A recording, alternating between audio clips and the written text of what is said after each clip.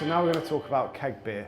Although technically it's easier to store and serve than cask, it still requires the same level of attention to detail and passion as we do for serving cask beer.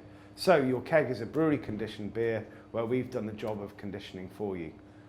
It's important that the lines are cleaned every 7 days, just like your cask beers, and that you have the right equipment in place to deal with it.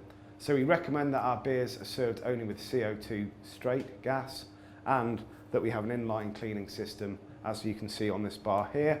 And we also have our cellar buoys, which are for beer detection and fob detection. So hooking up a keg line.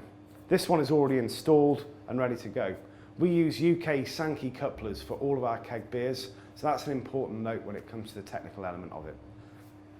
All of our beers are delivered with a tamper-proof, hygiene standard clasp over the top, and this is very easily removed in one movement, and then the beer is ready to go.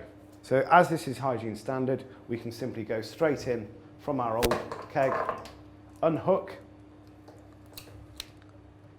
onto the new keg, turn and push down.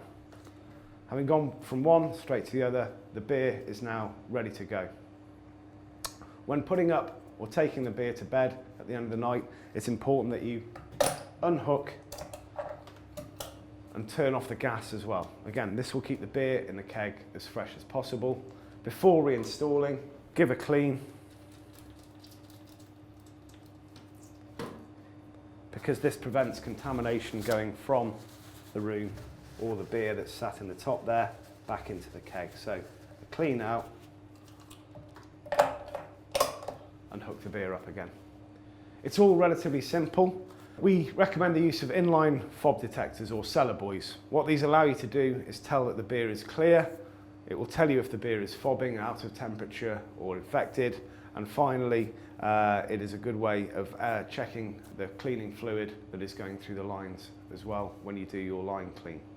So we use an inline keg cleaning system here. In all these environments where you've got technical equipment, gas pressures, flow jet valves, and cellar buoys, it's always worth checking with the technical installer of your cellar of how best to clean, but obviously it needs to be cleaned every 7 days.